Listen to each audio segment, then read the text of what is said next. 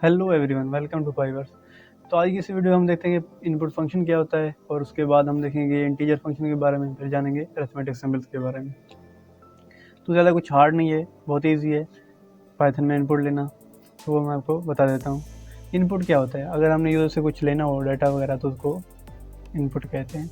और हमने input function use करना है इसके लिए पाइथन में, बहुत ईजी है। पहले हम एक वेरिएबल बना लेते हैं। मैं यहाँ नेम एक वेरिएबल बना लेता हूँ और इसमें इनपुट, और फिर आपने लिखना है कोई भी मैसेज जो आप यूज़र को शो करना चाहते हैं। जैसे कि मैं शो करना चाहता हूँ please inter your name.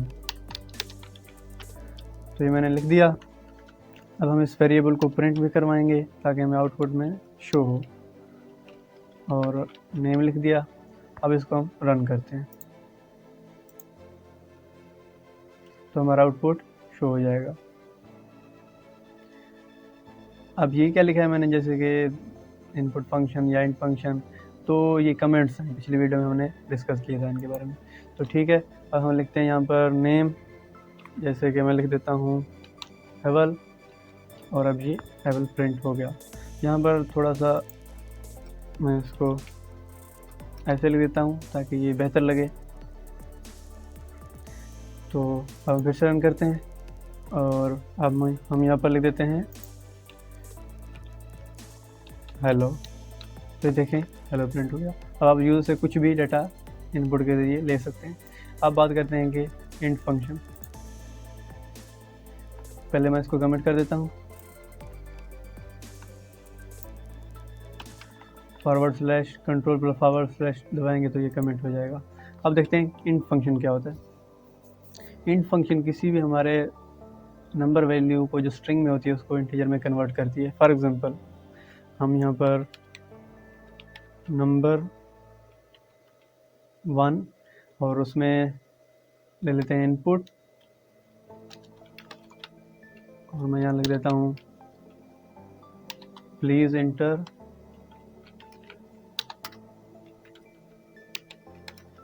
A number. और हम दूसरा भी इनपुट ले लेते हैं,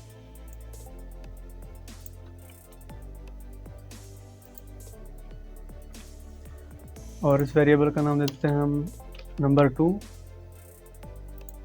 फिर से वही, अब हम इन दोनों को प्लस करवाएंगे। फॉर एग्जांपल अगर यूज़र इनपुट करता है 2 और 3 तो उनका प्लस क्या आएगा 5। तो वही हम प्रिंट करते हैं नंबर 1 प्लस सिंबल, फिर लिखते हैं हम नंबर 2। अब ये अरिथमेटिक ऑपरेशन क्या होते हैं पाइथन में, वो अब हम देख लेते हैं। पहले हम इसको समझ लेते हैं, वो थोड़ी देर में हम डिस्कस करेंगे। तो मैंने लिख दिया। अब मैं इसको रन करता हूँ तो ये मुझसे पूछ रहा है। अब फॉर एग्जाम्पल 3 और 4 मैं इंटर करता हूँ, तो आपको लग रहा होगा कि इसका आंसर 7 आएगा, लेकिन इसका आंसर 7 नहीं आएगा क्योंकि ये दोनों स्ट्रिंग में होंगे। तो ये देखें 34 आ गया। तो इस प्रॉब्लम को कैसे सॉल्व करते हैं? तो उसके लिए सिंपल है, कुछ नहीं करना, आपने इंट फंक्शन लगा देना है इनपुट लेने से पहले। सिंपल ही है, मैं यहाँ पर भी लगा देता हूँ।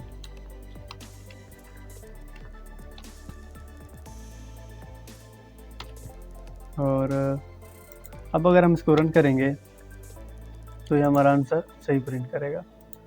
फॉर एग्जांपल मैं यहाँ पर 7 डाल देता हूँ और 5, तो 12 हमारा आंसर आ गया। तो ये था इंटीजर फंक्शन। अब किसी भी नंबर स्ट्रिंग को इंटीजर में कन्वर्ट कर सकते हैं, लेकिन अगर वो स्ट्रिंग हो यानी कि कैरेक्टर हो, उनको आप कन्वर्ट नहीं कर सकते, तो वो एक एरर आएगा। फॉर एग्जांपल अगर मैं इसी में डाल देता हूँ, इसी को मैं रन करता हूँ दोबारा, और यहाँ पर मैं डाल देता हूँ स्ट्रिंग, तो ये देखें एरर आ गया, वैल्यू एरर इनवैलिड लिटरल। आप एरर को भी पढ़िएगा ताकि आपको अच्छे से समझ आए। मैं सबको क्लियर करता हूँ और फिर हम आगे देखते हैं। अब ये तो हो गया, मैं इसको फिर से कमेंट कर देता हूँ। अब हम देखते हैं कि अरिथमेटिक सिंबल्स क्या होते हैं। अरिथमेटिक बेसिकली वही सिंबल जो हम मैथ में यूज़ करते हैं, जैसे कि प्लस माइनस डिवीजन वगैरह सब कुछ, लेकिन पाइथन में वो कैसे यूज़ करते हैं वो हम देखते हैं। मैं अब यहाँ पर एक वेरिएबल बना लेता हूँ var1 के नाम से, और उसमें असाइन करता हूँ 3, और var2 बना लेता हूँ और उसमें असाइन करता हूँ 2। मैंने इसको var2 नहीं बनाया, चलें अब सही। अब प्रिंट करता हूँ मैं var1। अब प्लस करने के लिए क्या यूज़ करेंगे, प्लस साइन var2, ठीक है। अब मैं इसी को कॉपी करता हूँ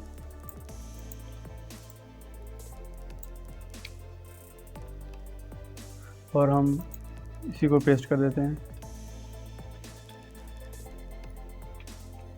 अब माइनस करेंगे हम, तो उसके लिए माइनस का सिंबल डालेंगे, और फिर मल्टीप्लिकेशन।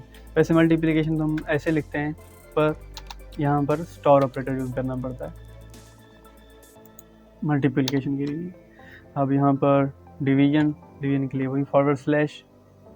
अब पाइथन में एक और भी बेनिफिट है, डबल स्लैश वाला डिवीजन। ये क्या होता है ये हम अभी आपको बताएंगे। एक और मैंने लिख दिया। यहाँ पर क्या करते हैं, मैं मॉड्यूलो साइन डाल देता हूँ, तो ये देखें, ये मैंने मॉड्यूलो साइन डाल दिया। सॉरी, var1 लिखना चाहता हूँ। हाँ, तो अब ठीक है। अब मैं इसको रन करता हूँ।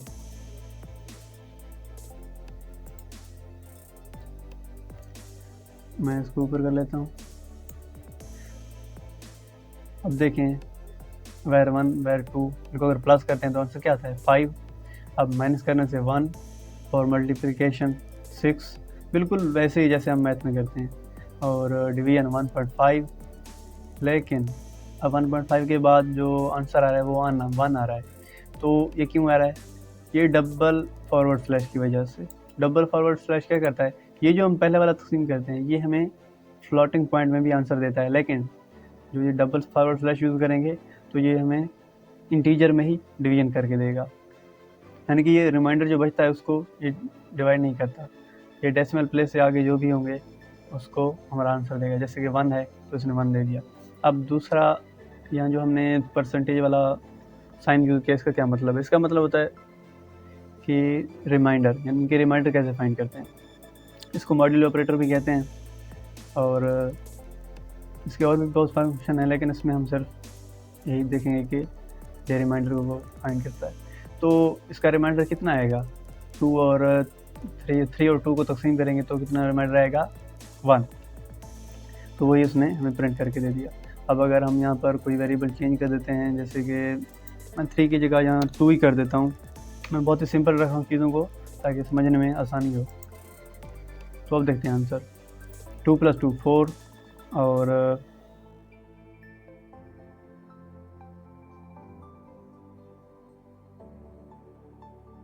से तो 4 आएगा, डिवाइड करेंगे 1.0 आएगा, और इंटीजर जो डिवीजन होती है उसमें 1 आएगा, और उसका जो मॉड्यूलो में आया लास्ट वाला, ये वाला 0 आया है। क्यों आया है, वो इसलिए क्योंकि 2 को 2 पर डिवाइड करेंगे तो कोई भी रिमाइंडर नहीं बचता।